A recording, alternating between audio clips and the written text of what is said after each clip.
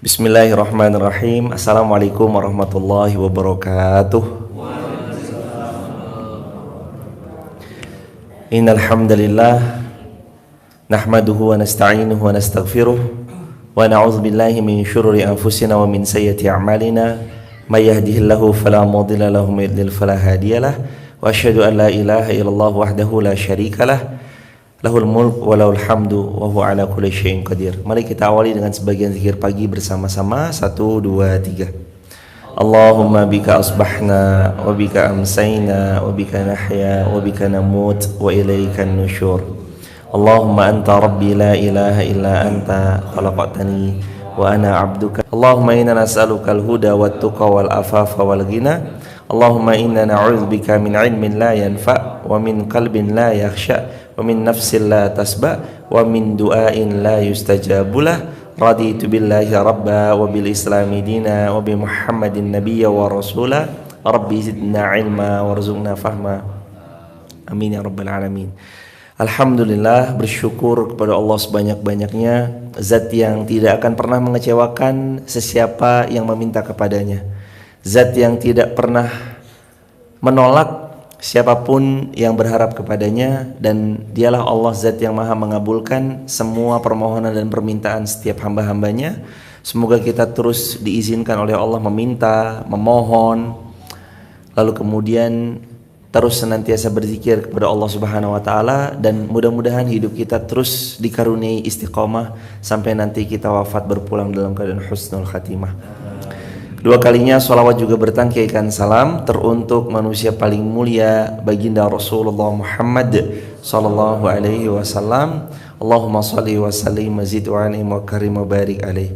Silakan dibuka Ali Imran. Silakan dibuka Ali Imran, ayatnya ayat yang ke-186. Sekali lagi silakan dibuka surah Ali Imran, ayatnya ayat 186. Jelang-jelang akhir ini hadirin. Sudah ketemu? A'udzu billahi minasy syaithanir rajim. 1, 2, 3.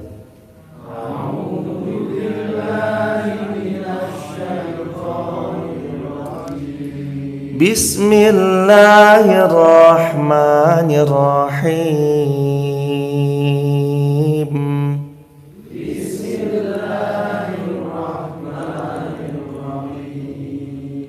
Latublawunna fi amwalikum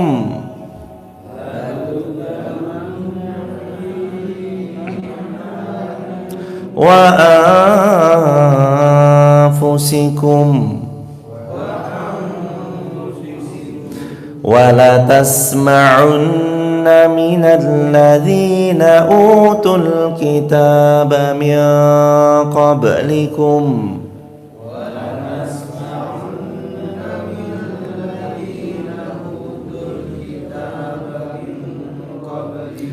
wa minal ladzina asyraku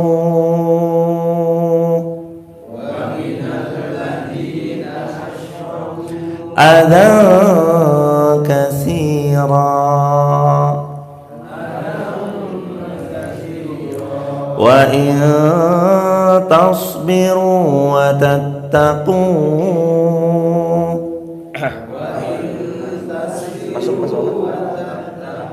fa inna dzalika min azmil umur.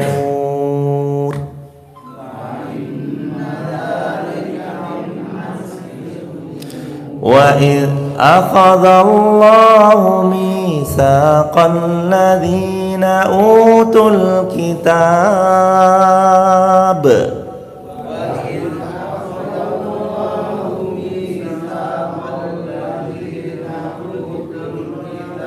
latubayyinunnahu linnasi wa la taktumunah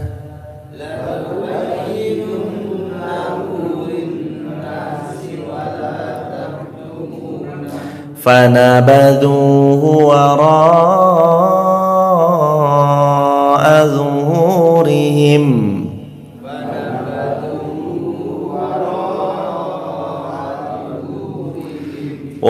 واشتروا به ثمنا قليلا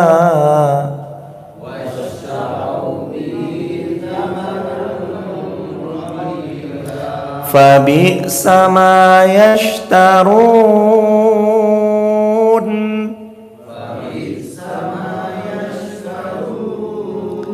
لا تحسبن الذين يفرحون بما أتوا ويحبون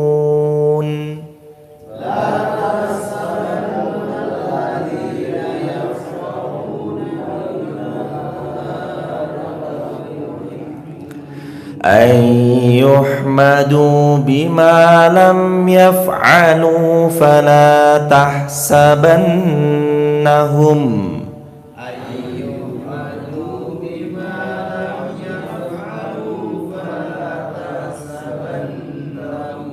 بمفازة من العذاب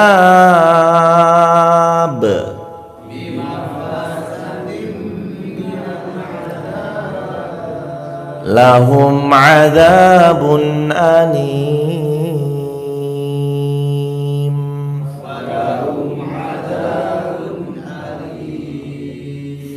Alhamdulillah, Allahumma arhamna bil Quran. Hadirin jamaah yang dirahmati Allah, Rasul sallallahu alaihi wasallam pernah bersabda, "Man ghada ilal masjid la yuridu illa yata'allama al khair aw yu'allimu kana lahu ka ajri hajjatin tamman hajjatuh." Sesiapa yang dia pergi ke masjid, tidak dia inginkan dalam perjalanannya kecuali dua perkara. Yang pertama belajar atau yu'allimu atau mengajarkan. Kana lahu maka baginya pahala senilai pahala haji, sempurna hajinya. Dalam riwayat lain, innallaha wa malaikatahu wa ahlas samawat wal ard hatta namlata fi juriya wa hatta al-hut la yusalluna ala muallimin nasal khair. Sabda Rasulullah SAW, sesungguhnya Allah, malaikat-malaikat Allah, semua penduduk langit, semua penduduk bumi, dan semua semut di dunia ini dalam sarangnya, dan semua ikan di kedalaman lautan, la yusalluna, benar-benar bersolawat kepada mereka-mereka yang yu'allimin nasal khair, mengajarkan kebaikan. Makanya sebenarnya ngajarin kebaikan itu ya otomatis dengan pertolongan dan seizin Allah dimohonkan ampun oleh semua penduduk, baik di dalam lautan, semut-semut di sarangnya, penduduk langit, penduduk bumi, dan semua makhluknya Allah Subhanahu wa taala. Maka berazamlah setelah dapat ilmu mengajarkan lagi pada yang lain. Juga Rasulullah SAW pernah bersabda dalam hadis sahih riwayat Imam Muslim, sesiapa yang belajar satu ayat itu lebih baik daripada mendapatkan satu unta terbaik yang sedang hamil besar yang sebentar lagi melahirkan. Dua ayat lebih baik daripada dua ekor unta terbaik yang kalian dapatkan tiba-tiba di rumah kalian lagi hamil besar sebentar lagi melahirkan. Tiga ayat lebih baik daripada tiga unta terbaik, dan begitu seterusnya.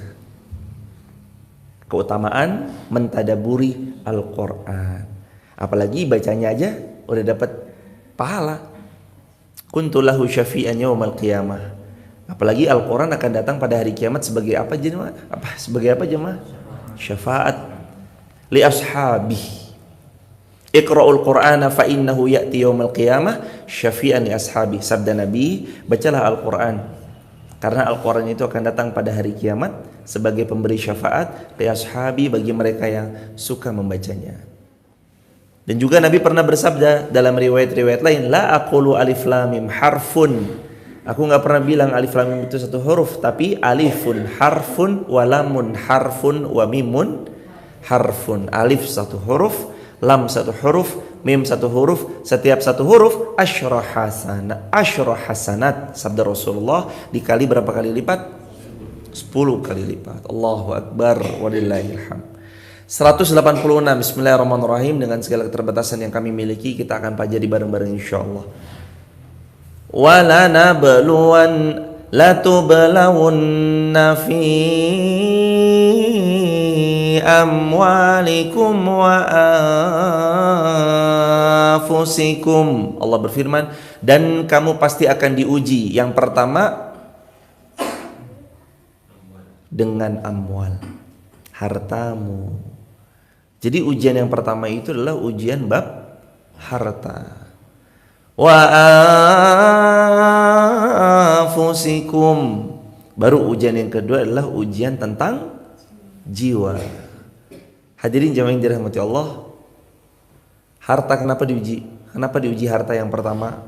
Ujian manusia itu nanti dekat dengan kalimat awalan yang Allah sematkan di ayat ini, amwal. Diuji dengan kekurangan, secara finansial belum terpenuhi, diuji dengan beragam macam yang sifatnya bersinggungan sama yang namanya harta.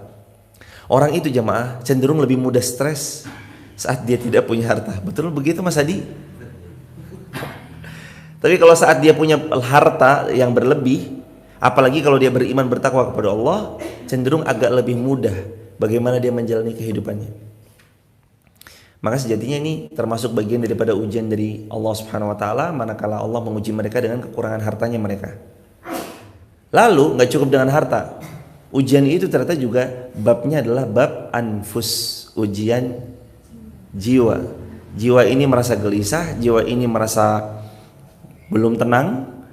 Yang ujung-ujungnya dari semua kegelisahan, ketidaktenangan yang dialami itu sebenarnya hanyalah jawaban dari ketidakyakinan kepada Allah Subhanahu wa taala. Kalau dia yakin sama Allah seyakin-yakinnya, tenang karena dia tahu Allah yang mendatangkan takdir terbaik dalam hidupnya. Karena dia tahu Allah adalah zat yang maha rahman lagi maha rahim yang menciptakan segala episode dalam kehidupannya. Makanya gejolak dalam jiwa itu jawabannya nanti kepada iman, baliknya kepada iman.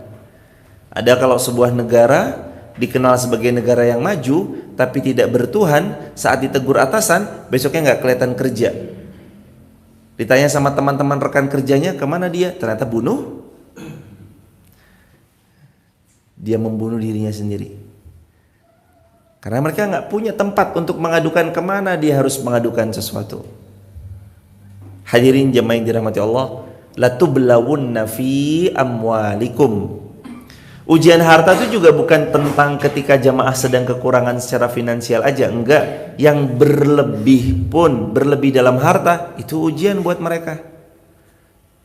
Saat mereka lebih dalam harta, sejauh mana mereka mau menggunakan harta itu? Untuk kepentingan dunianya kah semata? Atau di dalam dunia itu dia menungganginya untuk kepentingan-kepentingan akhirat? Dia sadar bahwa uang banyaknya bukan untuk dirinya semata, tapi ada rumah doyong yang harus dia bersamai misalnya contohnya.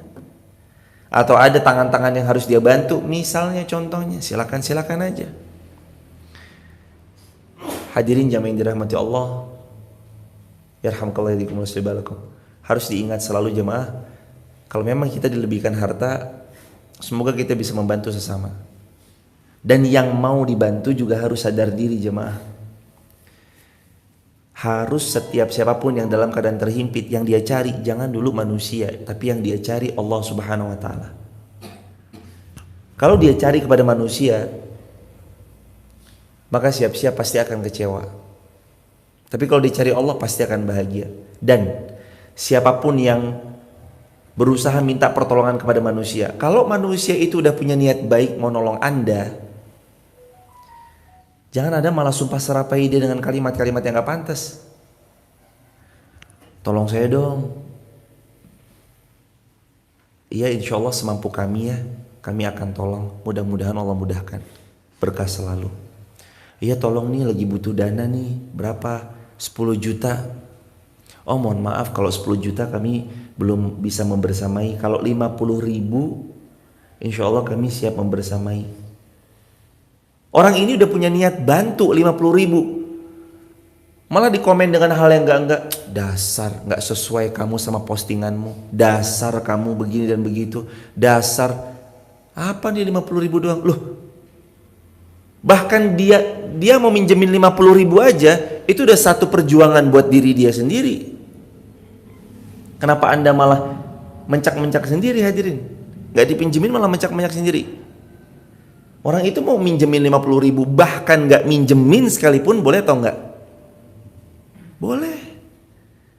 Lo lawang dalam Islam kalau ada orang mau minjem berhutang sama kita gak minjemin boleh. Ini udah diniatkan 50 ribu gitu misalkan, atau dengan nominal 20 ribu atau 30 ribu misalkan, malah dikata-katain. Hati-hati jemaah. Kenapa lisan Anda begitu mudahnya menyumpah serapahi orang yang hendak berniat baik mau menolong Anda? Bukankah dia punya niat baik untuk menolong Anda? Lantas kenapa Anda malah berbuat demikian? Wala'iyyazubillahi min dzalik. Tidak ada orang yang melakukan itu kecuali orang yang su'ul adab, miskin adabnya. Dan hadirin jamaah yang dirahmati Allah, ujian itu yang macam-macam hadirin. Ujian saat nggak berpunya, kokoh teguhnya hatinya untuk meminta terus kepada Allah dibarengi dengan kerja kerasnya. Kita sadar kita nggak punya, lalu mau apa hadirin dengan ketidakpunyaan kita? Kita sadar kita nggak jadi orang yang anak keturunan orang kaya, lalu dengan apa terus kemudian kita mau menjaga kehormatan diri? Bukankah kaum muslimin itu harus punya iffah dan izzah? Iffah sikap perwira, izzah sikap mulia untuk tidak bergantung kepada manusia. Dan bukankah itu nasihat malaikat Jibril kepada Rasulullah SAW, riwayat Imam Muslim dengan sanad yang sahih, wa izzuhu istighna'uhu anin nas. Wahai orang yang beriman, wa izzuhu, kalian harus tahu bahwa kemuliaan kalian sebagai orang beriman, istighna'uhu anin nas, saat kalian tidak bergantung kepada siapa? Manusia. Lalu Anda datang kepada manusia, Anda dikecewakan oleh dia, Anda ngomel-ngomel sama dia, lucu. Karena Allah jauh-jauh udah bilang, jangan bergantung kepada manusia, gantungkan kepada aku saja. Lalu kita datang kepada manusia dan kita dibuatnya kecewa, lalu kita marah-marah, Anda yang lucu. Wa izzuhu, karena kaum muslimin itu kemuliaannya akan sangat jelas terlihat, istighna'uhu anin nas, saat dia nggak peduli lagi sama pertolongan manusia. Ingat Nabi Ibrahim pernah ditawari, wahai Ibrahim, aku malaikat minta kepada Allah. Nabi Ibrahim pernah datang malaikat kepada Nabi Ibrahim lalu menawarkan bantuan. Wahai Ibrahim, kalau kamu butuh bantuan tinggal bilang sama aku bantu semua yang kamu mau. Apa kata Nabi Ibrahim alaihi salam? Amma anta fala. Kalau saya harus minta pertolongan dari kamu wahai malaikat, fala, mohon maaf, sorry, saya nggak akan pernah melakukan itu. Adapun kalau saya minta sama Allah, maka saya akan siap terus meminta kepada Allah Subhanahu wa taala. Jadi mintanya kepada siapa kita harus tahu jemaah. Amma manusia, aman nas. Kalau minta sama manusia, jangan deh. Sebaiknya dari sekarang aja udah langsung dipatenkan aja. Kayaknya kalau sama manusia, jangan. Dan termasuk jemaah yang dirahmati Allah, jangan muluk-muluk selalu mengatakan, saya bagaimana nih harus mendapatkan ini. Udah, minta aja sama Allah tinggal. Ya Allah, Engkau yang paling tahu, hamba inginkan itu, buat dia datang ya Allah. Begitu aja jemaah. Apalagi dalam perkara-perkara dunia yang Nabi sifati bahwasanya adena, sifatnya dengan sifat adena, dunia adena serumpun dengan kata rendah. Maka dapat ya jangan sombong, nggak dapat ya jangan kecil hati. Kalaupun dapat ya nikmati, syukuri, bawa pakai untuk ditunggangi, mendapatkan ridhonya Allah Subhanahu wa taala. Belum dapat ya bismillah, ikhtiarkan yang terbaik. Semoga Allah hadirkan yang halal-halal yang pasti terhidang di meja makan kita. Dan hindari makanan haram. Gimana doanya mau diijabah? Mat'amu haram, masyrabu haram, malbasu haram, wa ghudhiya bi haram, fa yustajabulah. Sabda Nabi, doamu tuh gimana doamu mau diijabah? Sabda Nabi kan gitu. Makanan muharam, minuman muharam, pakaian muharam, disupport dari pendanaan haram, fa yustajabulah. Lalu lantas bagaimana doanya akan diijabah? Karena ada yang haram yang masih menempel dan melekat di tubuh kita. Hindari dari yang haram-haram. Niscaya Allah akan mudahkan semua yang dipintakan, Allah perkenankan satu persatu. Wa anfusikum, dan kalian akan pasti diuji dengan goncangnya jiwa kalian. Makanya ada ujian masing-masing kita tuh pernah mengalami masa-masa depresi mungkin, gelisah, khawatir. Dan nanti ujiannya bukan cuma tentang anfus dari dalam jiwa, tapi anfus juga diantaranya kehilangan orang yang kita cinta. Siapa? Ibu, ayah kita, pasangan hidup, anak-anak kita. Dan banyak yang kita cintai lalu terus kemudian Allah ambil untuk kembali ke haribannya. Itu juga ujian. Latublawunna fi amwalikum, kalian diuji dari harta. Yang miskin ya bersabar, yang kaya bersyukur, gunakan hartanya untuk meraih ridhonya Allah. Wa anfusikum, dan diuji juga dari kehilangan, kegelisahan, kegoncangan yang ada dalam relung jiwa dan dada kita. Nanti ujung-ujungnya Allah mau tuh kita kembali kepada Allah Subhanahu wa taala. Wala tasma'unna minal ladzina utul kitab min qablikum wa minal ladzina asyraku adzan katsira. Dan pasti kamu akan banyak mendengar hal yang sangat menyakitkan hatimu dari orang-orang yang diberi kitab sebelum kamu dan dari orang-orang musyrik. Ayat ini tertuju untuk siapa? Orang beriman, Rasulullah, umatnya Rasulullah, dan mereka yang setia membersamai Rasulullah SAW. Dan kamu pasti, berarti akan terjadi atau tidak sesuatu yang menyakitkan hati? Pasti terjadi. Untuk Rasulullah, sahabat, tabi'in, tabi'ut tabi'in, dan umatnya Rasulullah SAW sampai hari kiamat. Itu pasti akan terjadi jemaah. Kita mendengarkan yang gak enak, kita niatnya baik tapi ada orang yang fitnah. Kita berusaha membangun suatu hal yang baik, satu pola yang baik, tapi ternyata ada yang menjegal. Kita berusaha untuk berniat baik, tapi nggak semua orang menyambut dengan kebaikan yang sama. Kan kadang gitu ya hadirin. Jamaah, kadang niat baik itu nggak selalu disambut dengan baik. Ada seseorang yang bawa niat baiknya itu dengan setulus-tulusnya, tapi ternyata malah disambit dengan batu. Siapa sosok itu? Rasulullah Muhammad sallallahu alaihi wasallam. Kalau kita cenderung lebih enak dan lebih mudah, kita punya niat baik, orang hanya bisa berkomentar. Kalau Rasulullah bukan cuma dikomentari, dilempari batu. Bukan cuma dilempari batu, setiap pagi ada pedang yang diasah, pedang itu yang diasah setajam mungkin untuk memisahkan antara kepala Nabi dari badannya, artinya mau membunuh Nabi Muhammad sallallahu alaihi wasallam. Kalau kita hari ini lebih mudah, dakwah kita hari ini lebih mudah jemaah, paling di komen. Kolom komentar doang paling. Tapi kalau ketemu biasa aja. Kalau di kolom komentar gahar banget komen-komennya. Wah, tapi kalau ketemu mboten napa-napa. Tapi kalau di kolom komentar gaharnya bukan main. Itu kan ujian kita hari ini, paling kolom komentar. Kalau Nabi ujiannya jemaah, udah secara verbal, non verbal, sedang sujud, lehernya mau diinjek, dalam tafsir Ibnu Katsir juz ke-30 ketika membahas surah Iqra bismi rabbikal ladzi khalaq dan surah-surah lainnya. Ketika Nabi sedang sujud dituang daripada kotoran unta. Coba bayangin jemaah, kita ini belum ada ujian dakwah yang separah itu.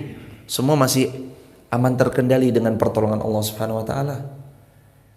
Maka pastikan pada diri kita, selama kita mengimani Allah dan Rasulnya, pasti kita akan temui orang-orang yang bicaranya menyakitkan hati.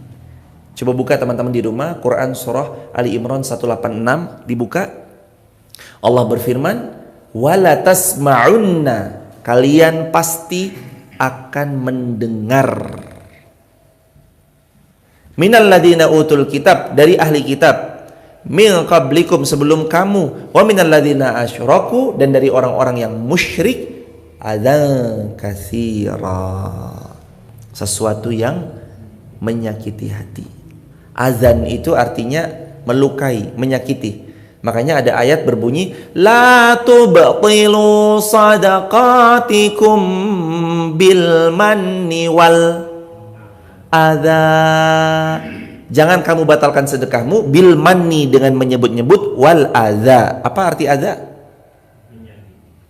Dan menyakiti mereka yang menerima pemberianmu. Adza. Nah, dalam ayat ini Allah berfirman azan plus kalimat berikutnya apa? Katsira. Kalau kamu beriman kepada Allah dan Rasulnya, kamu jangan lupa satu hal ini, pasti akan ada yang menyakitimu. Azan katsira, dengan rasa sakit yang banyak. Pasti siap banyak jamaah ngerasain sakit. Harus siap banyak jamaah, bukan siap sedikit. Enggak, banyak. Ada yang menghalangi, ada yang menggagalkan. Ada yang kita udah begini, tahu-tahu dijegal. Ada yang punya niat baik, tahu-tahu dihasut orang-orang yang tinggal di satu wilayah supaya menghancurkan tempat yang sedang dibangun, misalnya contoh. Lalu ada lagi yang begini dan begitu. Lalu ada lagi yang tidak turun keluar surat izinnya, ternyata adalah begini dan begitu. Lalu misalkan ada banyak sekali cuma perkara-perkara yang melukai orang beriman, menyakiti orang beriman, dan membuat kecil hati bagi orang beriman. Tapi orang beriman tidak akan pernah merasa kecil hati, karena di dalam hatinya ada siapa? Ada Allah. Hasbunallah wa ni'mal wakil. Kemarin Ali Imran yang kita pelajari, Allah berfirman, cukup Allah. Allah sebaik-baik pelindung, Allah sebaik-baik pemberi pertolongan. Kecil mereka semua. Kalau sudah di hati ini punya Allah, semua halangan, rintangan, badai yang menghalangi, fitnah yang dilesatkan kepada kita kecil. Dan lagi ya jemaah, mungkin jamaah sudah lebih banyak mengalami tentang fitnahan, cobaan dan segala macam. Tapi kalau kita mau pikir-pikir, fitnah, ucapan-ucapan keji yang dilesatkan, kolom komentar yang mungkin gak enak kalau kita baca yang mereka tuliskan di kolom komentar itu. Lagi kalau mau kita pikir-pikir, itu semua gak bahaya loh jamaah. Orang fitnah kita, ya nggak bahaya sih. Selama Allahnya masih sayang sama kita mah nggak bahaya sama sekali. Orang benci kita, kebencian mereka tuh nggak bahaya sebenarnya buat kita. Adapun kebencian mereka itu membahayakan diri mereka sendiri. Mau difitnah kayak apapun, namanya kayu gaharu, makin dibakar makin harum dan wangi. Bakar aja terus, makin wangi. Kayak oud, tahu oud ya jemaah? Bukhur. Bukhur itu yang sering dipakai di macam-macam tempat. Salah satunya di Masjidil Haram kan, pengharum ruangannya pakai bukhur. Ada kayu gaharu, taruh, dibakar gitu. Nanti ada asapnya gitu. Wangi. Ruangannya jadi wangi kalau dipasang itu. Padahal dia dibakar. Sama orang-orang yang mungkin kena fitnahan, gibahan, gunjingan, gak membahayakan sama sekali selama di hatinya ada Allah dan tidak bergeser. Justru bukan malah membahayakan dia, tapi malah membuat dia semakin wangi.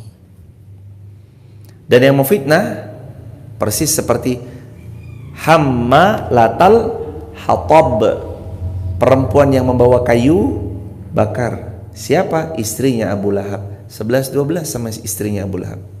Fi jidiha hablum mim masad. Apa Allah firmankan buat mereka yang suka kompor, suka fitnah, suka gibah? Hati-hati. Fi jidiha hablum mim masad. Ada tali yang sangat kuat mengikat mereka, lalu mereka nggak bisa lepas dari ikatan tersebut dan mereka akan binasa dengannya.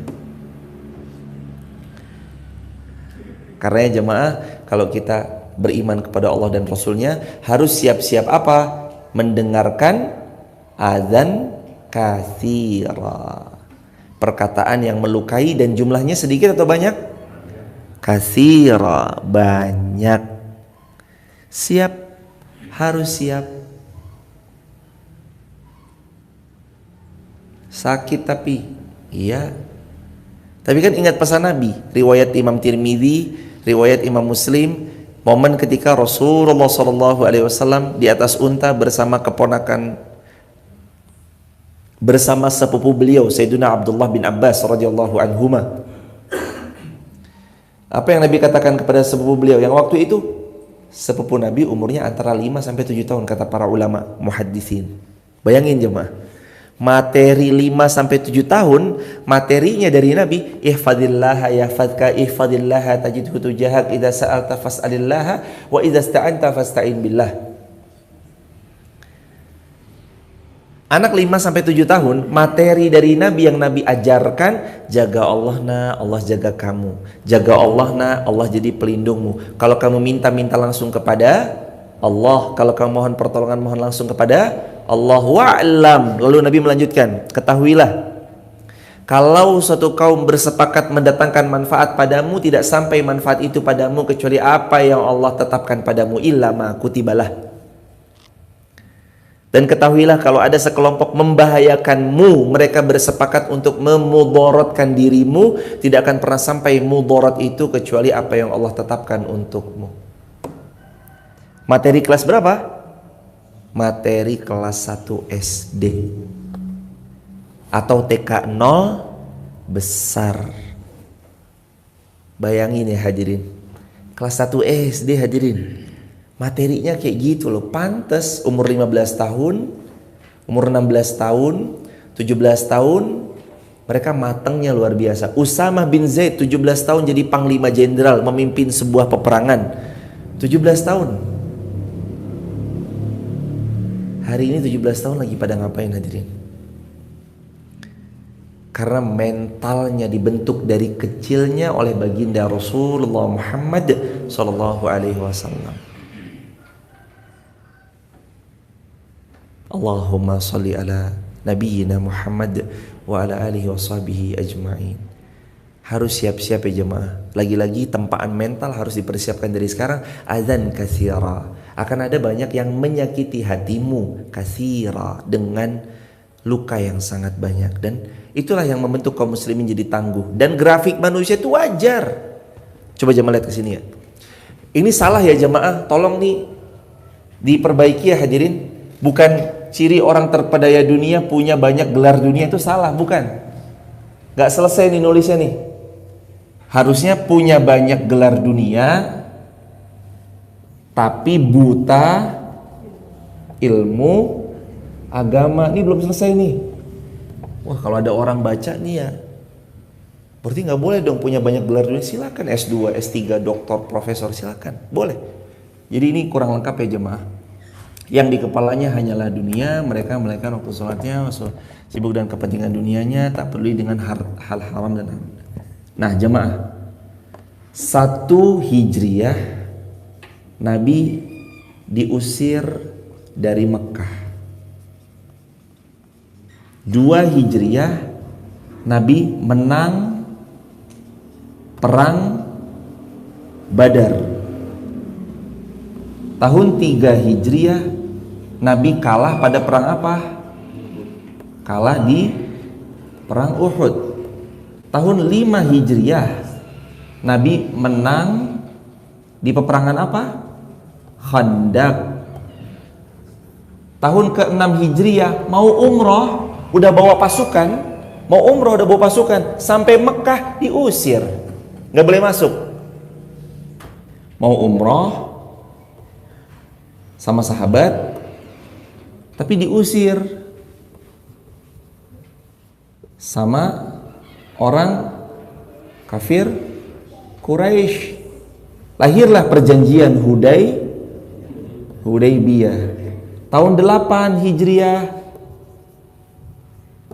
Nabi balik lagi ke Mekah, sudah dalam keadaan Fathul Makkah, membebaskan kota Mekah dari segala macam kemusyrikan. Coba bayangin grafiknya kehidupan manusia yang terbaik. Harusnya kalau kita bilang, kenapa ya Allah ujian saya berat? Ngaca di sini jemaah. Loh kenapa kehidupan kita berat? Lawang kita banyak dosa, yo pantes.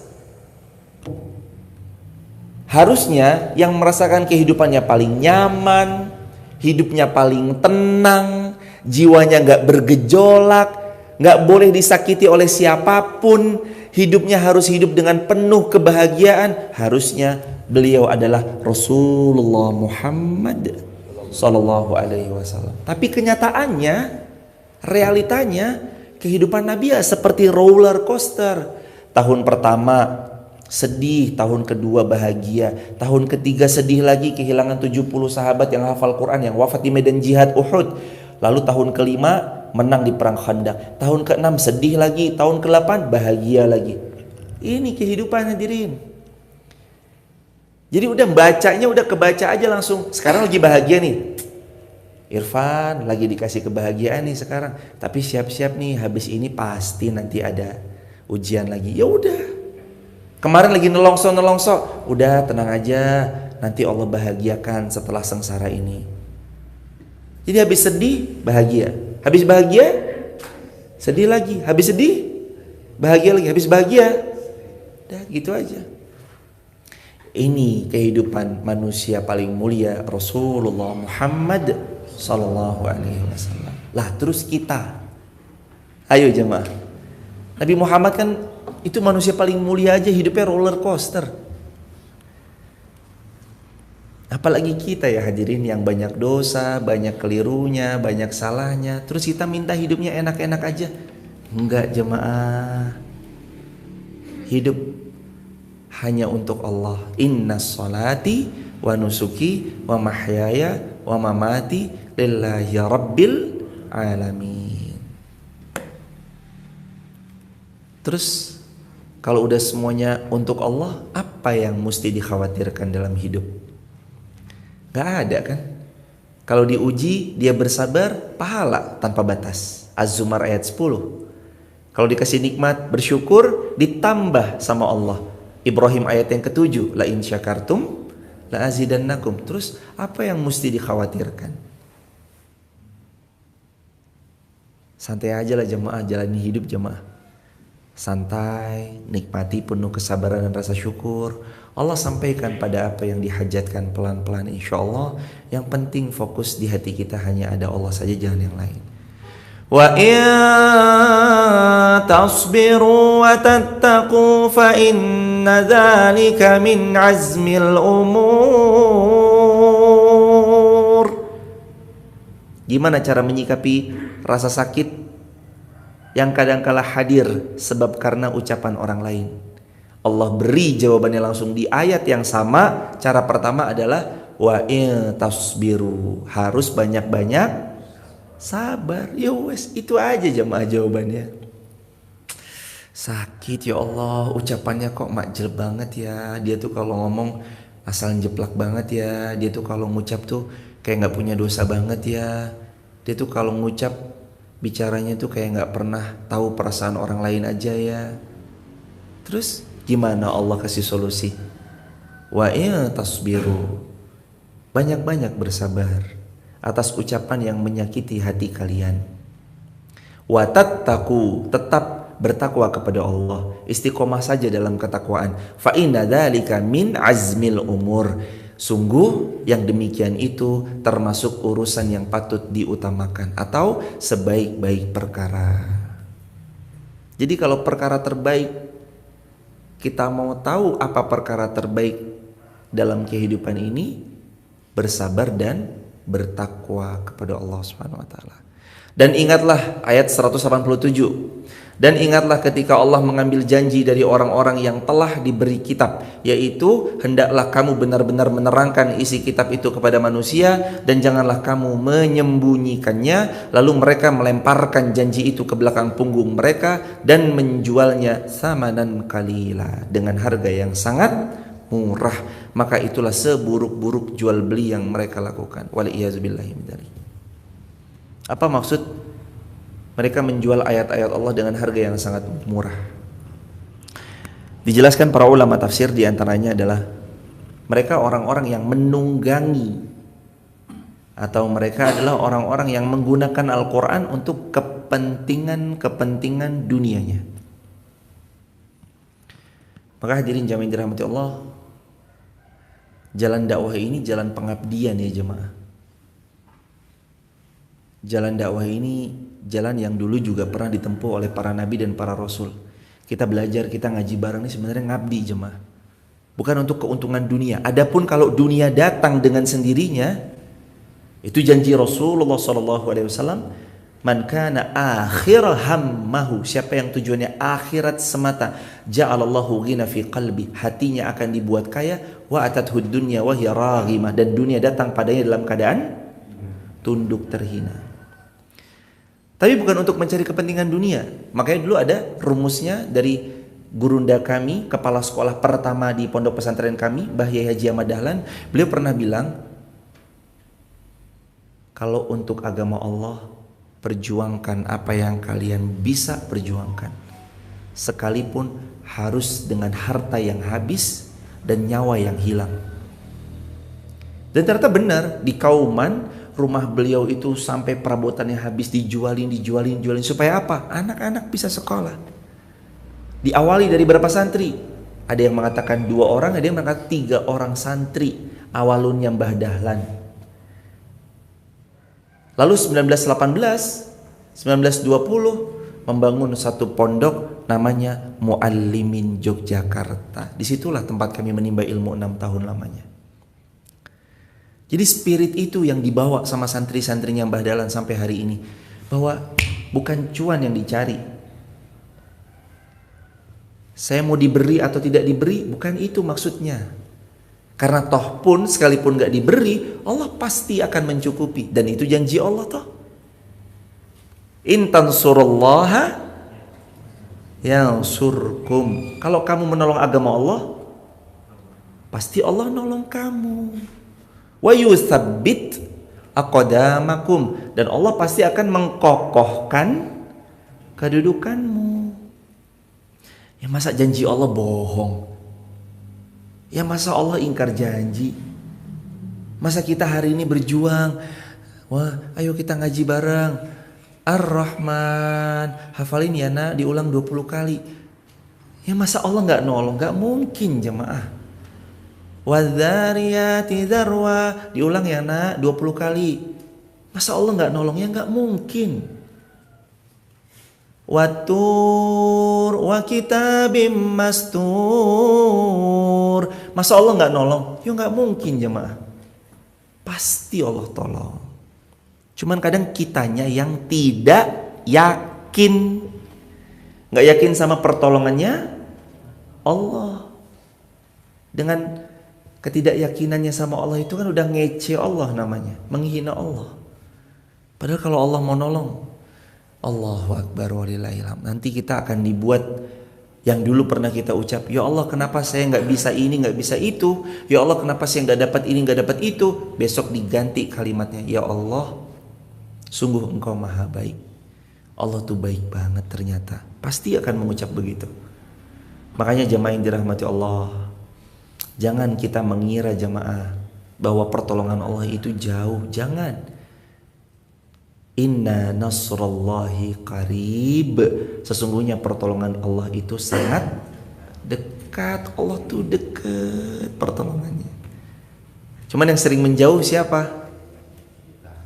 Kita sebagai manusia yang sering menjauh kepada Allah, lalu menjual belikan ayat-ayat Allah dengan harga yang sangat murah. Innalillahi wa inna ilaihi rajiun. Semoga kita bukan termasuk orang-orang yang itu ya jemaah, tapi mudah-mudahan Allah mengizinkan kita dan Allah memberi taufik kepada kita untuk selalu ikhlas dalam setiap beramal saleh, tanpa ada embel-embel dunia dan tanpa ada harapan hanya untuk mendapatkan dunia semata. Maka hadirin, di satu sisi agama ini adalah tempat yang harus kita istiqomahkan. Agama ini adalah hal yang harus kita terus perjuangkan dan kita istiqomahkan di atasnya, dan berjuang di dalamnya adalah meninggikan Allah Subhanahu wa taala. Dan juga jangan lupa bahwa kita di sini ngabdi hadirin. Karena memang sebenarnya kita ini abdi dalam. Abdinya siapa? Abdullah. Kita ini semua adalah hambanya Allah. Ya hidupnya untuk ngabdi kepada Allah aja udah. Ya Allah, pokoknya mau kaya mau miskin, hamba dikasih sujud aja udah bahagia. Pokoknya nanti rezekinya 1 juta atau rezekinya 500 ribu, yang penting dikasih izin bisa hadir majelis ilmu, wes hamba pasti bahagia. Ya Allah, mau nanti hamba punya diizinkan rumah atau masih ngontrak, yo asalkan hamba bisa mulang ngaji ya, yang penting bahagia. Udah dibuat sederhana aja gitu jemaah. Karena semakin banyak kita pengen bahagia itu disyaratkan dengan harta ataupun benda ataupun rumah ataupun gelar-gelar akademik, yo semakin banyak nggak bahagia. Pokoknya saya harus magister ya, nanti kalau nggak magister nggak bahagia. Pokoknya harta saya harus 1 juta lah, nanti gaji 200.000 sebulan nggak bahagia. Pokoknya saya harus naik mobil minimal apa Avanza gitu misalkan, yo nanti naik hijet yo nggak bahagia. Yo susah aja mah. Minum kalau nggak apa splash apa gitu, splash squash apa segala macam, nggak bahagia lo. Padahal minum air putih ini lo jamaah bahagia. Lawang disuguhi air putih begini yo udah bahagia. Coba enak mana hidupnya? Yang minum air putih bahagia atau yang harus mensyaratkan harus splash spring water bla bla bla harus baru bahagia? Wah, semakin kita menyederhanakan syarat untuk bahagia, semakin hidup kita lebih mudah untuk bahagia. Pokoknya di mana yang penting bersyukur sama Allah, udah bahagia udah. Dan berikutnya ayat terakhir yang kita bahas di pagi ini, ayat 88. Dan janganlah sekali-kali kamu mengira bahwa orang yang gembira dengan apa yang telah mereka kerjakan dan mereka suka dipuji atas perbuatan yang mereka lakukan, janganlah kamu mengira bahwa mereka akan lolos dari azab, mereka akan mendapat azab yang pedih. Bahasanya kita sederhanakan ya. Jangan dikira mereka yang sejatinya gembira dan mereka yang gila akan pujian manusia, mereka akan bebas dari hisabnya Allah. Mereka pasti dihisab. Bahkan Nabi bersabda, 3 orang yang pertama kali masuk surga. Yang pertama, orang berilmu dan ahli Quran. Bacaan Qurannya bagus, lagi berilmu, tapi ternyata dia lakukan itu hanya dapat pujian hanya untuk dapatkan pujian manusia. Yang kedua adalah orang yang suka sedekah, ternyata sedekahnya hanyalah untuk dapat pujian manusia. Wa qad qil, dia sudah dapat. Terus yang ketiga, orang yang berjihad ternyata bukan karena Allah tapi supaya dibilang pemberani. Hadis ini tuh bukan menyiutkan nyali kita untuk beramal soleh, enggak, bukan menyiutkan nyali kita. Tapi hadis ini untuk mengingatkan kita yang mulang ngaji, yang ngaji, yang beramal salih, yang baca Quran, yang suaranya bagus dalam membaca Al-Quran, yang suka sedekah, infak, wakaf, yang suka berjihad, berjuang dengan tenaganya, ilmunya, skillnya. Hadis itu tuh ngingetin kita semuanya untuk menjaga hati agar supaya terus ikhlas dalam setiap amal salih. Jadi yang perlu dipegang itu ikhlasnya, bukan malah ciut, udahlah nggak usah beramal aja. Lo enggak, ikhlasnya dijaga. Kenapa ngaji? Ibtigha'a mardatillah. Kenapa sedekah? Ibtigha'a mardatillah. Kenapa jihad? Ibtigha'a mardatillah. Kenapa baca Quran? Ibtigha'a mardatillah. Kenapa kok lantunan suaranya bisa bagus? Ya saya latihan, ya latihannya juga ibtigha'a mardatillah. Udah, pokoknya itu aja yang dipegang. Dan hati-hati ya jemaah, ayat ini juga ngingetin kita, mereka suka dipuji atas perbuatan bahkan yang tidak mereka lakukan. Nah, hati-hati nih. Udah mah suka dipuji dari perbuatan yang kita lakukan, bahayanya lagi suka dipuji padahal kita tidak melakukan. Anaknya pinter ranking 1, Masya Allah masih, kok anaknya pinter Pol, Masya Allah anaknya mas ranking 1 tak terkalahkan. Dengan bangganya bilang, ya siapa dulu bapaknya? Loh, peran anda tuh apa jemaah? Bohong anda dokter sekalipun anak anda lo belum tentu pintar. Cerdasnya anak kita, mudahnya anak kita belajar, itu semua atas pertolongannya Allah. Anak 3 aja itu jamaah, Anak 4, 5, 6, 7, ya pokoknya berapapun anak Anda itu jamaah, karakternya pasti beda-beda. Ada yang sukanya belajar terus, sampai disuruhnya, nak kamu tuh berhenti belajar, jangan belajar terus. Ada yang sukanya belajar dengan dengan keterampilan, sukanya dengan keterampilannya. Ada yang sukanya olahraga, ada yang sukanya ini, macem-macem. Padahal dari orang tua yang sama. Terus kita mau berharap pujian dari sesuatu yang tidak kita lakukan? Ya jangan. Berharaplah pujian hanya dari Allah. Allah ridho gak ya sama yang saya lakukan? Gitu aja jemaah. Jangan berharap pujian dari manusia terhadap yang kita lakukan, apalagi yang tidak kita lakukan. Kita lawung, kita gak ngelakuin apa-apa kok, kita pengennya dipuji-puji terus. Dan itu penyakit mau dipuji sama makhluk. Ikhlasin aja lah jemaah. Mau manusia tahu kayak nggak tahu kayak wis, pokoknya saya beramal soleh, udah gitu aja.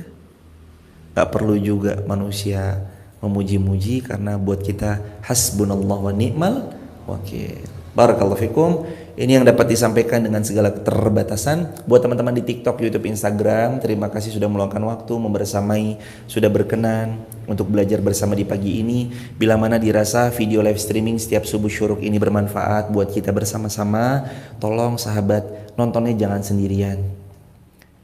Kalau bisa sahabat ajak ayahanda, ibundanya, kawan-kawannya, ajak anak-anaknya untuk nonton tayangan ini. Ajak pasangannya untuk nonton bareng kita live streaming bareng subuh syuruk. Gandeng keluarga kita bareng-bareng untuk sama-sama masuk surga. Surganya Allah, surga Firdaus. Sebagaimana Allah berfirman, ku anfusakum wa ahlikum.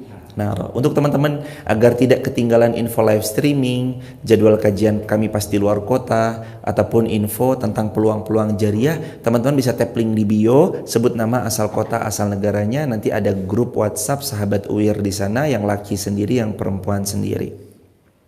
Dan bagi sahabat juga mohon doa restunya, alhamdulillah pembangunan ruang kelas 4 atau 4 ruangan yang sedang dibangun sudah mencapai tahap more or less 40-an%. Insya Allah ditargetkan dalam jangka waktu 1,5 bulan ini atau bahkan 2 bulanan lah maksimal akan jadi ruang-ruang kelas yang memadai untuk inden angkatan tahun depan. Dan yang inden di SD Hafiz Quran Masjid Muhammad Al-Fatih sudah ada 2 orang untuk angkatan tahun depan. Mari sama-sama kita siapkan generasi-generasi yang tidak wasting time, tidak mereka buang-buang waktu, tapi mereka mempelajari seperti yang Nabi pernah ajarkan kepada para sahabat-sahabatnya, sehingga jangan ada lagi generasi-generasi yang usianya 22 tahun tapi mereka nggak tahu harus ngapain. Kalau bisa generasi-generasi kita lulus SD, mereka tahu mereka harus ngapain. Begitu hadirin jamaah dirahmati Allah, mari kita siapkan generasi itu, mari kita support, kita fasilitasi dengan fasilitas terbaik semampu kita. Insya Allah setelah kita wafat, itu jadi jariah buat kita. Dan ingat hadirin, dengan terlibat atau tidak terlibat, masjid itu akan jadi. Kita terlibat atau tidak terlibat, SD Hafiz Quran Masjid Muhammad Al-Fatih akan jadi. Terlibat atau tidak terlibat, ruangan kelas itu pasti akan terwujud, akan selesai. Tapi sangat disayangkan kalau kita nggak ikut melibatkan harta yang Allah titipkan pada kita dalam kebaikan. Karena sejatinya itu jariah buat diri kita sendiri. In ahsantum ahsantum li anfusikum. Kalau kita buat baik, kebaikan itu buat siapa? Diri kita sendiri. Dan info terakhir, jangan lupa nanti sore jam 4 sore ada pengajian di Masjid Muhammad Al-Fatih bersama kami. Dan besok pagi ada Ustadz Salim Afillah dari Yogyakarta jam 7 pagi di Masjid Muhammad Al-Fatih. Besok pagi, Ahad pagi, bersama Ustadz Salim Afillah di Masjid Muhammad Al-Fatih. Barakallahu fikum. Kita akhiri dengan hamdalah bersama-sama. Alhamdulillahirabbil alamin. Subhanakallahumma bihamdika asyhadu an la ilaha illa anta astaghfiruka wa atubu ilaik. Dan jangan lupa juga jamaah, Masjid Fatimah Garung punya program, ada kajian subuh syuruk, sedekah beras Indonesia, tadarus Al-Quran, tabungan hewan kurban untuk tahun 2024 ke depan, pasar Jumat gratis yang isinya banyak luar biasa, ada ramah tamahat pagi dan pengajian selapanan, dan semuanya jamaah bisa akses di nomor handphone 0851 5715 9885 0851 5715 9885. Itu admin Masjid Fatimah Garung. Barakallah. Salam keluarga di rumah. Semoga kita bersama di dunia bersama sampai surga. Rabbana atina fid dunya hasanah fil akhirati hasanah wa qina adzabannar. Walhamdulillahirabbil alamin. Assalamualaikum warahmatullahi wabarakatuh.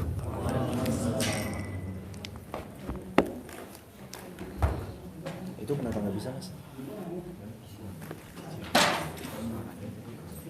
Oh gitu.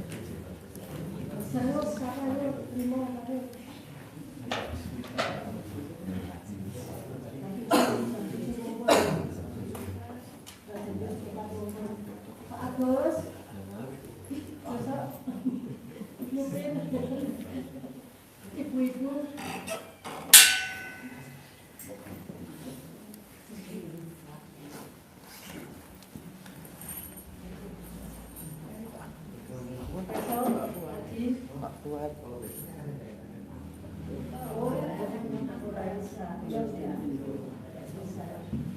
Oh iya ya Mas, RRM ya Mas.